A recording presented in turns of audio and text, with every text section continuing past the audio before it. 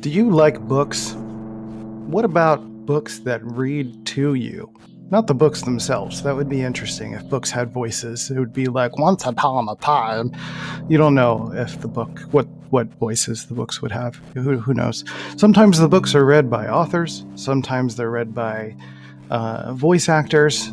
I mentioned it before. The Martian's one of my favorite because the voice actor is pretty fantastic. But if you want to go investigate the world of spoken books or weird books with faces, I don't know what I'm talking about. audibletrial.com/DOPEamine, DOPEamine.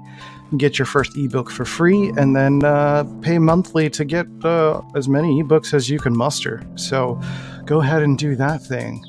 audibletrial.com/DOPEamine, and that supports the channel. So let's get back to the show.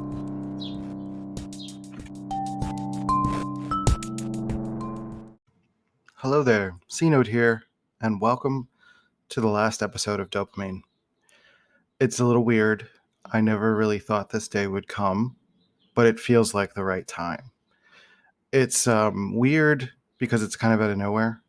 And I even said I was going to do 2 more podcasts about the emotional parentification stuff. But amidst that and a lot of transitional energy this year that I've been experiencing the past few months, and I'm also getting married tomorrow, and a lot of things that have been happening in my life internally in terms of emotionally, figuring out some ties to my past.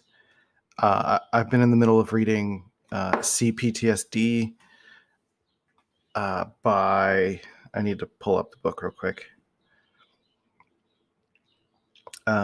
Complex PTSD From Surviving to Thriving by Pete Walker.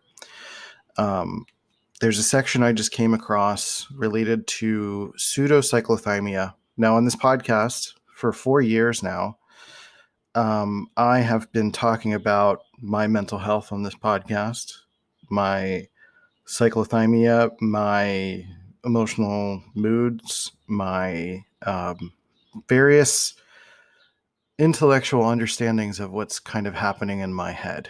And when I came across this section talked about, I might even read it to you because I think it's sort of a period at the end of the sentence of this podcast. So before I get into that, I should probably talk about why a little bit more. First of all, this podcast has been around for 4 years. It started as something where I wanted a place to express myself and a place to connect with people because I was incredibly lonely. I was in a life that I thought I wanted and just wasn't working. I had just finished therapy because my therapist had left, had to move, and it was really hard to find a new one. So I just started talking through Anchor. I had heard about the app, and I started talking and connecting with people. Anchor is actually how I met Molly, and started to make some connections with people, not only through Anchor, but then in my personal life at my job, who were actually starting to show some support to me and my emotional needs. Not something I was very used to in my life up to that point. There's a lot of complex stories around that, and that's really for me to dive into on my own. And that's largely why this is ending, because I think I've reached the end of the helpfulness of this podcast for me in terms of its expression and me just talking into a microphone. This is by no means the end of me podcasting ever.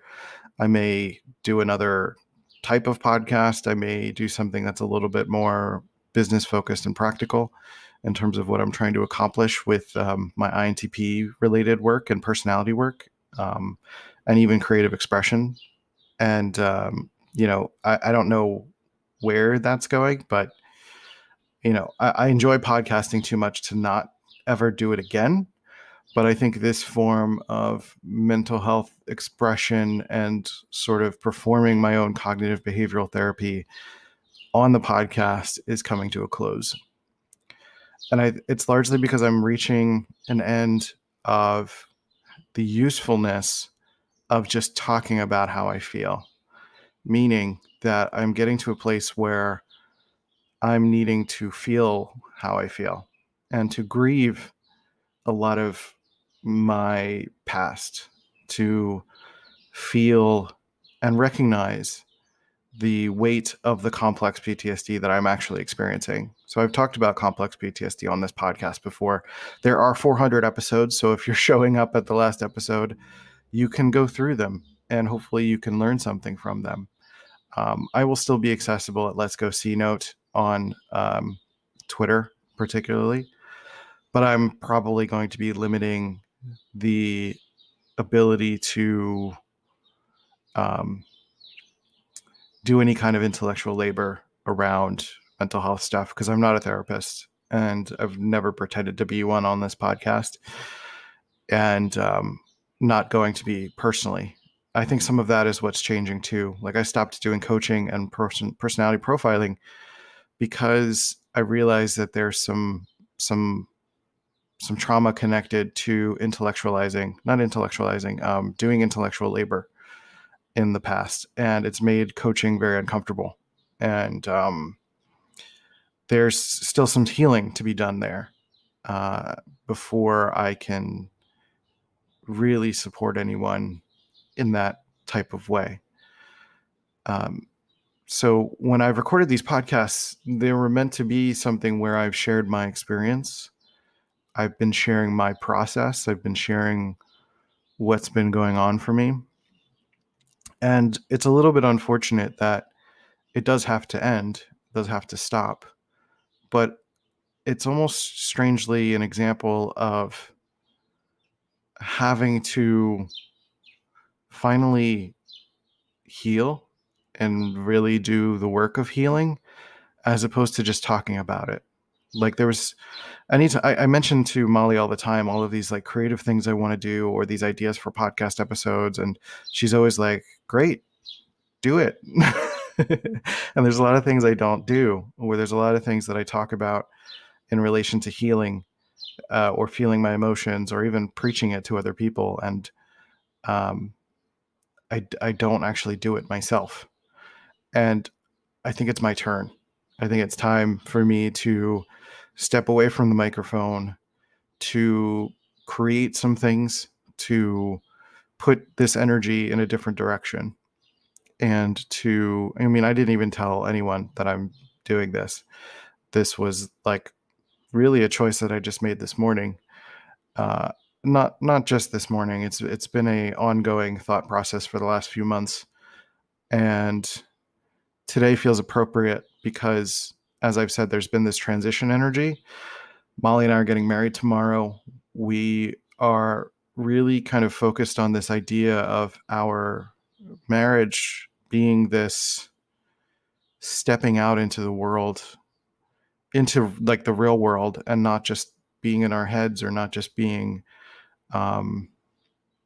pseudo psychologists or anything like that. It's about embodying and actually wanting to thrive, right? So the book that I'm reading, CPTSD, Complex PTSD, From Surviving to Thriving, really feels like it's encompassing that feeling. It's encompassing that idea of, I think I'm coming to grips with that idea of just like, I don't want to just survive anymore. I do want to thrive. I do want to reclaim some of my energy that I've been using or has been put into being emotionally exhausted. After I do these podcast episodes, I'm always emotionally exhausted. Most days I wake up pretty emotionally exhausted. I think a lot about my past. I think a lot about my traumas. I think a lot about my history, and it's very distracting. And it's very hard when you're a person that's needing to pay the bills and be productive and to be a parent and, all these things that come with being an adult. So I've been chipping away and trimming the fat of things that are not conducive to what I need right now. And the podcast just happens to be one of those things that I don't need right now. Maybe I'll come back. Who knows? But I'm claiming this is the last episode because it's important for me to pick this as a final moment. I think what's really interesting too is that Molly and I just went to go see Black Widow last night, and there's also been a recent trailer for like What If for the Marvel series. And I remember when Robert Downey Jr. finished Infinity War and Endgame, that he talked about just wanting to move on. You know, he did Iron Man, Tony Stark for 10 years, and making the choice to not overstay his welcome. And I think about that all the time. I think about the timelessness of making a choice, of moving on and letting what you've created mean something and not try to cling to it as something that eventually fizzles out as a result of clinging to it. And so there's that aspect of it. I mean, 400 episodes is a lot. There's been a lot of experimentation on this podcast. There's been a lot of figuring things out, trying to make it a success as well as a healing tool. And largely, it's been a healing tool, and it has been healing. I've learned a lot about talking my feelings out loud. I've learned a lot about expressing myself. I've learned a lot about these various topics that I've shared on the podcast. But I'm now feeling like I need some more internal synthesis. And this podcast has become something that's almost so presentable in my mind, like something that I actively think about and is less off the cuff. And there are more considerations, more people listening, more potential. It doesn't feel, it's starting to feel less and less like a space where I can be completely unfiltered with how I feel. And that kind of defeats the purpose of creating this in the first place. So that's why it feels like it's an appropriate time to end. And so one of the big themes of this podcast has been my cyclothymia, which I've described as a form of bipolar disorder. And what's been really interesting about reading this book is that I'm now learning that there is such a thing as pseudo cyclothymia that's related to complex PTSD. And it's kind of amazing. I read it the other night, I think last night actually, and it sort of blew my mind because I've never seen anything describe my mental health, my experience so succinctly and so perfectly. After all of this work, I've been trying to figure it out for myself. It's always amazing when I come across like personality descriptions, Enneagram, anything that's mental health related or creativity related. And you figure something out yourself and you come across an article that's like, oh, other people have figured this out already. And it's okay for me to ask for help or to look for help or to look for guidance. And that's part of it too, is taking a step out into the world so that I can actually receive help and support from others. And when it comes to healing, and then focus my energies in my work areas, like making money and making a living in a different capacity. So, DOPEamine has shifted from this solely mental health thing into some personality related stuff. I have the YouTube channel, which is basically all personality related, and it's all INTP related mostly. And that's going to keep going. Like, I'm going to keep doing the podcast or the YouTube channel. And I will probably continue to post the audio versions on this feed, so you can stay subscribed if you're an INTP or know an INTP, and I may even include other personality stuff as it goes forward. So what is ending really is the podcast exclusive content and the mental health specific content on this feed. So the personality stuff's going to keep going, and I'm going to probably continue to keep making courses and all of that, because that's helping to pay the bills. That's actually been very supportive of my mental health. And it's a way that I can support other INTPs who have had similar challenges to me, but in a way that is more about helping others and less about just helping myself, if that makes any sense. So, and then in my personal life, I can focus on my personal healing. So I'm going to read this little section about pseudo-cyclothymia. And what just preceded this section was talking about using food as a satiation for attachment hunger.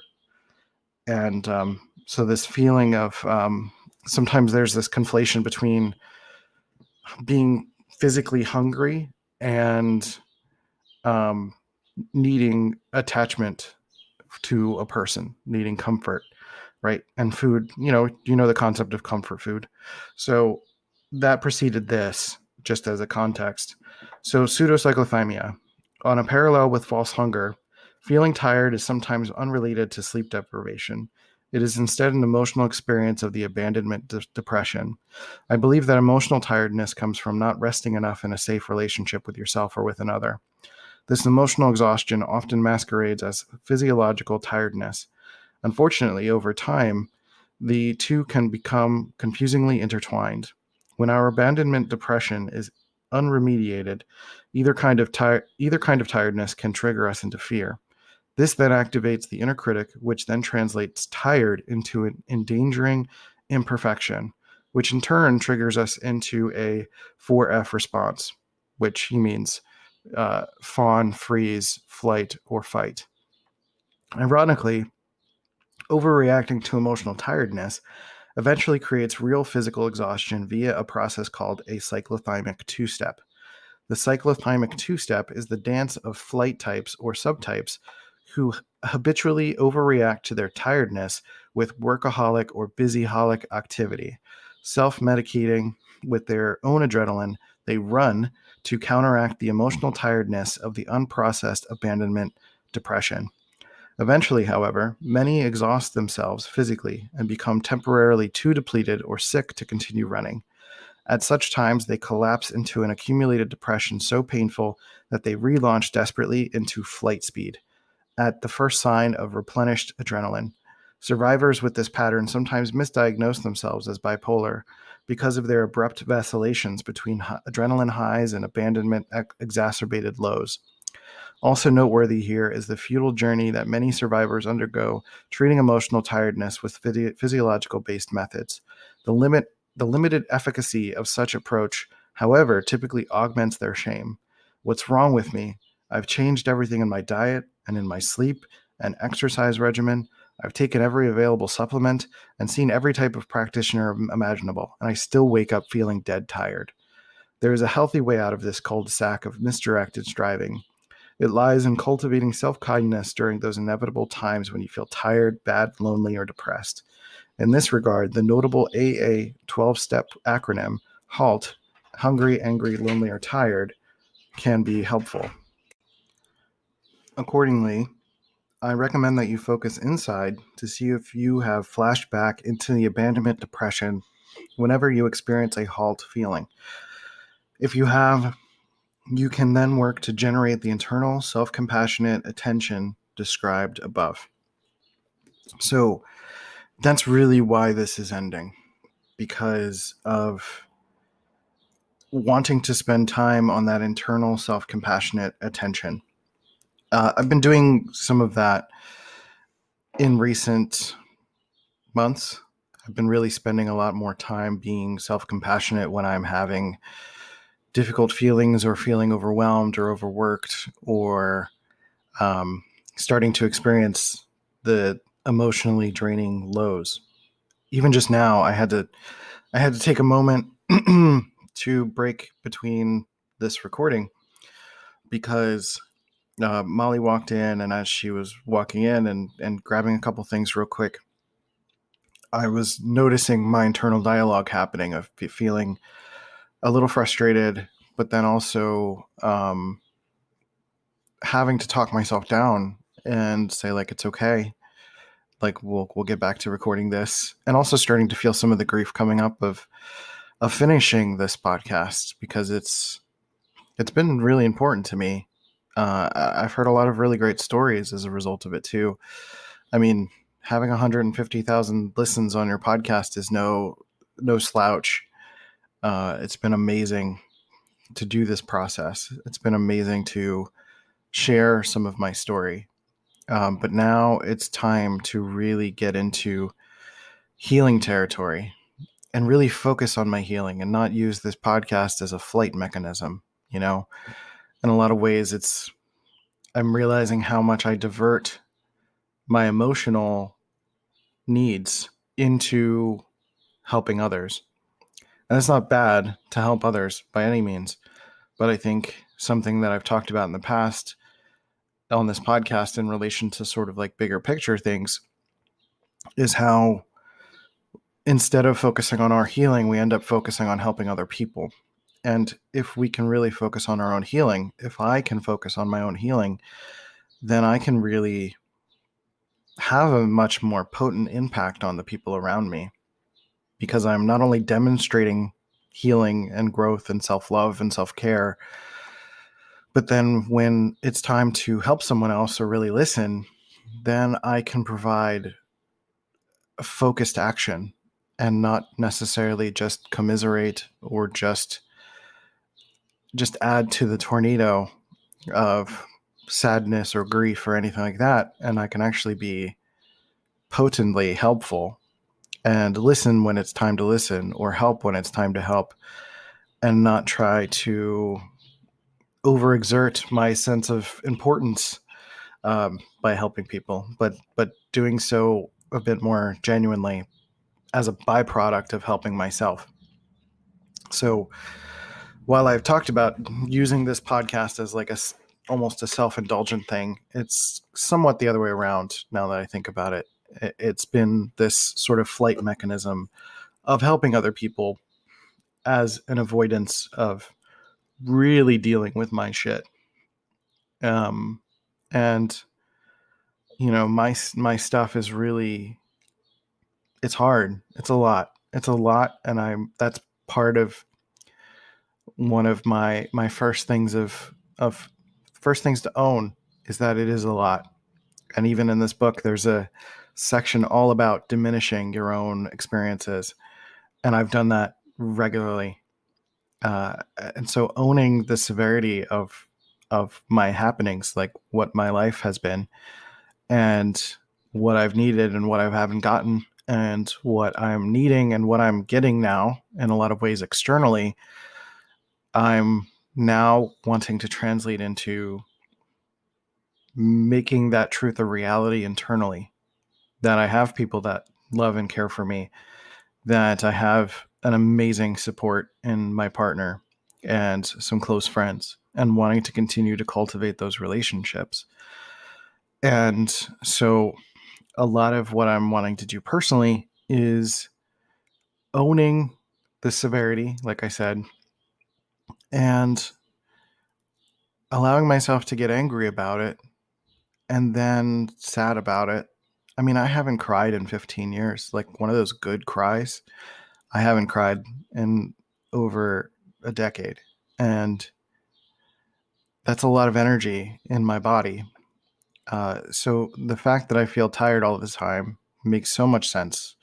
After reading and sharing that with you, I hope that makes sense to you too. And explore that if you're persistently tired, it may not necessarily be a physiological thing, and maybe an emotional thing. And for me, especially as an INTP as well, like understanding what that means, like how do you feel emotions? That's really hard. I usually feel them as I talk, but if they come up internally, it's almost like feeling your emotions is just not rationalizing them away or turning them into something else, right? Like I said with this podcast, like turning it into a flight mechanism and turning it into something where I help someone else instead of helping myself. And so now is the time to help myself and to truly heal, because I've been trying to heal and achieve at the same time. Like my friends at Personality Hacker, they have this model called the HAT model, which is typically about like different kinds of coaching, and that references healing, achievement, and transcendence. And it's no mistake that healing is first. Healing is important because how are you going to thrive and do your best when you've got healing to do, right? It's like if you have a gash in your arm, you are not going to go play tennis. You need to heal it first. And that's so much harder to accept and understand psychologically. But I think I'm getting to a place of realizing how much I need to heal. Also, Personality Hacker, who have been amazing friends to me, amazing supports for me in my life and of this podcast. They even had me on their podcast a few times, and I'm really grateful for that.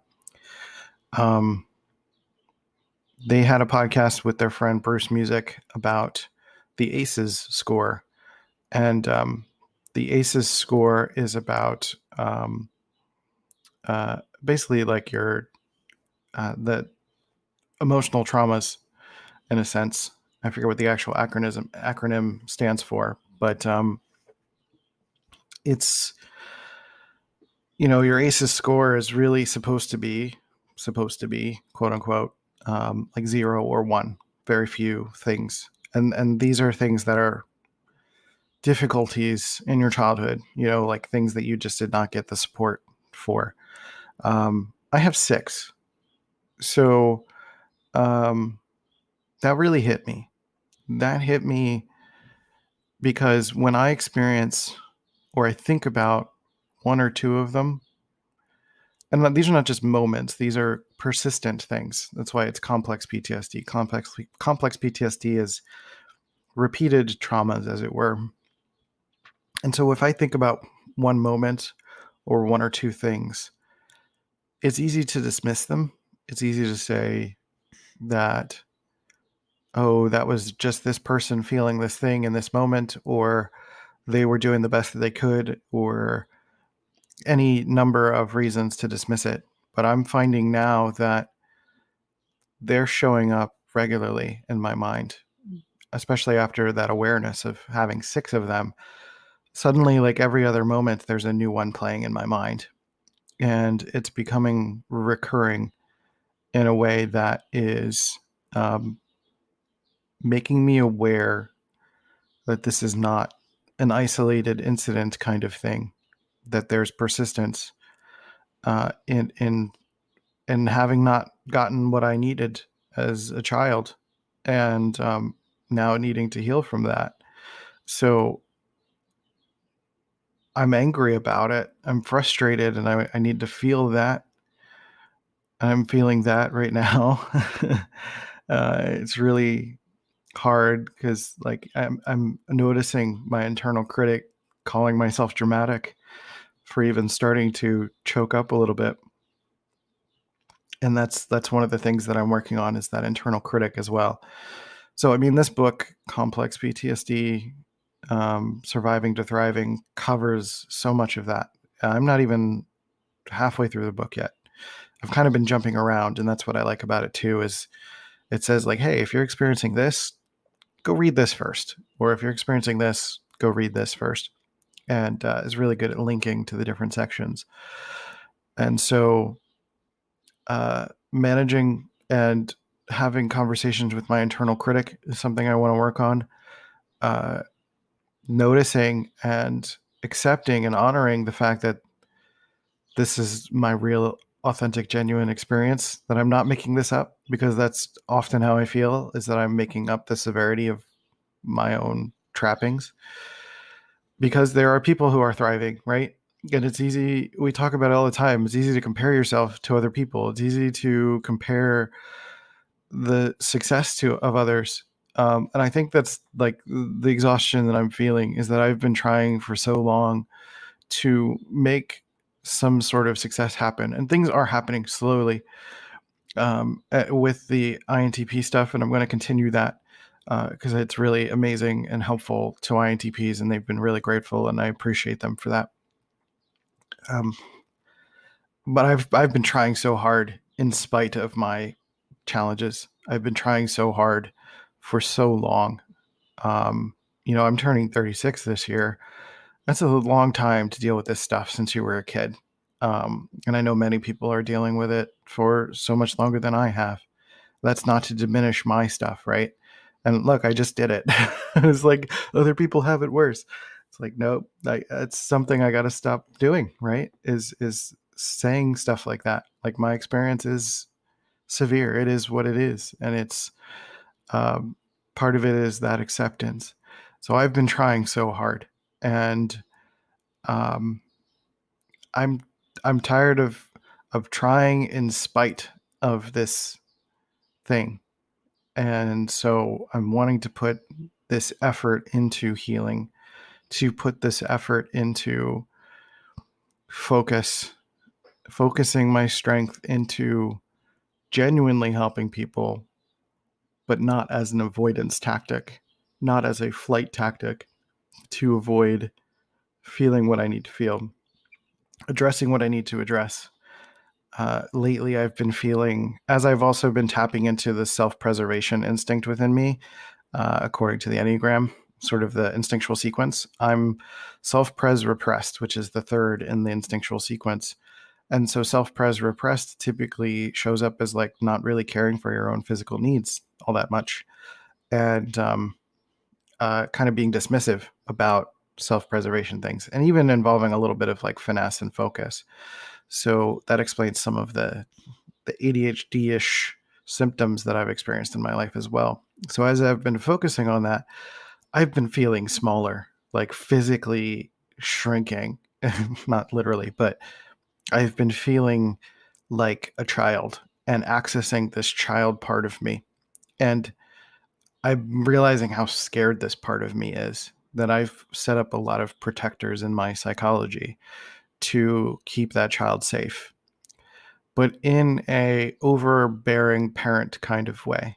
Like, you're not letting this child discover for themselves what they need to discover to heal and to play, right? In a way, these protectors that I have internally are keeping this scared child scared, and not letting this child process, not letting this child feel, not letting this child be angry, not letting this child wish for something better and work towards something better, and accept the circumstances, and actually accept that everything is becoming more okay.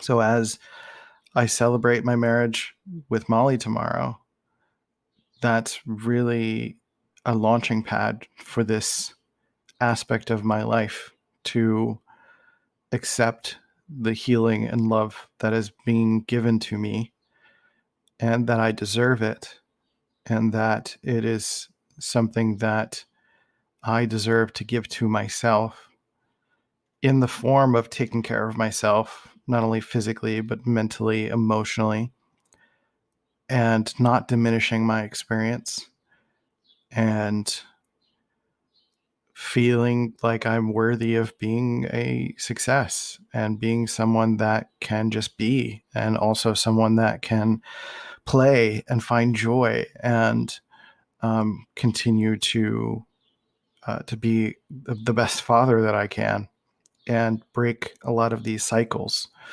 that have led to me. It's a lot to take on the burden and the weight of generational trauma as well. But someone's got to do it. It might as well be me. Might as well be me. Why not? And if I can't do it, that's fine too. But I'm trying to do the best for who are now going to be my stepkids, basically as of tomorrow, and give them what I didn't get, and really put extra attention and care into that. So as I wrap this up, if you've been a listener of this podcast for a long time, or even if this is your first episode, welcome to the last episode. I appreciate you. I appreciate you for hearing me out. I appreciate you for being here, for listening. Maybe there have been sparks that have come up in your story. But I think at the end of the day, if I can leave you with last bits of advice, and it's part of basically all of this complex PTSD stuff, is to not diminish your experience, to feel what you're feeling, to be with it, to trust that you'll be okay. Even if you're in the deepest, darkest depression, that your body has intelligence, your body will know how to get through it. It's really just resting. A lot of depression gets worse with criticism. It gets worse with self-judgment. It gets worse with feeling like you're not supposed to feel this, with not being around the right support system, with feeling unsafe, with feeling like feeling your depression is going to get you killed. And that feeling itself, ironically, may kill you by pushing you deeper into the depression. And that feeling your feelings is not scary. It is scary, but there's genuinely nothing to be scared of. And that on the other side, once you feel it, there's a release. And I'm trying to get towards that release. I've done this cycle a million times of having depression over and over again, that I know it does get better. What I'm trying to do is end the cycle. But when I go through the cycle, what helps me is knowing that, there's a tunnel there's a light at the end of that tunnel. And I'm hoping that I can encourage you to take the steps and personal responsibility that you need to take. That's really been the whole thing about this podcast, is trying to demonstrate, show, and talk about mental health being your experience. And that means surrounding yourself with better people. That means, putting the information or ideas in your head that are actually going to be helpful to you. Not doing what you feel like you're quote unquote supposed to do. Not diminishing your experience through comparison, though comparison is inevitable. It's just what we do. It's part of the human experience. But because someone has something else better or worse, that it does not mean that you are less or better than they are. We are all strangely equal in our emotional experiences. We're all human. And that in itself is a valid experience. So, yeah, I appreciate you so much. Thank you for listening. I'm going to keep making music. I'm going to keep working on the YouTube channel. I will be continuing to post the audio version of this podcast on this feed, and our audio version of the YouTube channel on this feed. And if you follow me at Let's Go C Note, there may be other projects, other things. I want to do some writing for my friend Susan Storm. I want to do some more personality related stuff to keep that going, to help pay the bills, and to explore creativity and all of those aspects that I know very well. So they may show up in different projects. I have music that if you follow me on Twitter, there's a link to my link tree, which has links to my music and my photography and all sorts of stuff that I do. Continuing to put my focus on client work. Personality Hacker is one of my clients, and they're doing a lot of amazing programs that I'm helping them edit. And I'm excited for people to see those, and allowing myself to be a support mechanism for other people in a genuine way, not just as a deflection tool. Right. So, yeah, that's it. With all that said, I don't have any other way to end this other than to say thank you. Take care of yourselves and each other. And I'll see you next time. See ya. This has been a C Note Media production.